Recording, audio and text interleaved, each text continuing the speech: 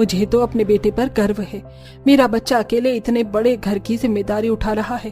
बेटा 5 दिन बाद ईद है। तू कह रहा था कि थोड़ा नुकसान हो गया बिजनेस में, अब सब ठीक तो है? हाँ अम्मी जान, आप फिक्र मत कीजिए। और आपने मुझे पहले क्यों नहीं याद दिलाया कि ईद की शॉपिंग के लिए आपको पैसे चाहिए होंगे। मैं अभी आपको थोड़े से पैसे दे देता हूँ। और हाँ, इस बार मेरी बेगम के साथ साथ भाभी जान की भी पहली ईद है, तो आप अपनी दोनों बहुओं की शॉपिंग अच्छे से करवाना। तौसीफ की बात सुनकर शबनम का मुंह बन जाता है और तौसीफ से पैसे लेकर वो अपनी छोटी बहू और बेटी के पास जाती है, जो कि हमीदा के कमरे में बैठी लैपटॉप पर ईद की ड्रेस देख रही थी। अम्मी जान, आपका मुंह क्यों बना है? आप तो तौसीफ जी से पैसे लेने के लिए गई थी। क्या बताऊं बहू, मेरा बेटा तो पागल हो गया है।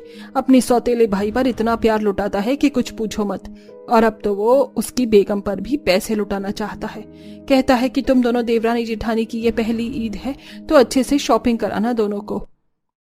तो क्या हो गया अम्मी जान, अगर भाईजान ने पैसे दिए हैं तो शॉपिंग तो हम अपनी ही करेंगे। उस गरीब को एक चूड़ी तक नहीं दिलाएंगे और भैया को भी कुछ नहीं बताएंगे।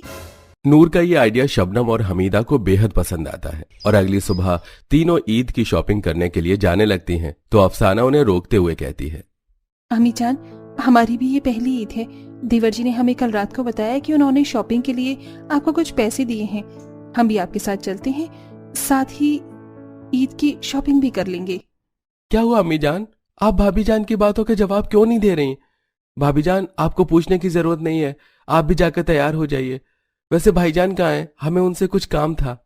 आसिफ तो अपने मालिक की दुकान में नौकरी करने के लिए गए हैं। आप तो जानते हैं वो आप जितनी पढ़े लिखे नहीं हैं। भाभी जान, आप ऐसा क्यों कहती हैं? अच्छा आप जाएं, हम आज घर में ही हैं, तो शाम को जब भाईजान आएंगे तो हम खुद बात कर लेंगे।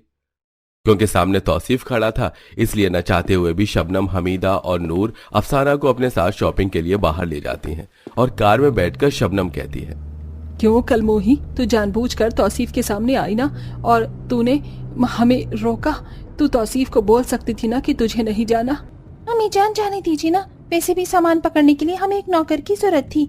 सोचिएगा कि ये वही नौकर है।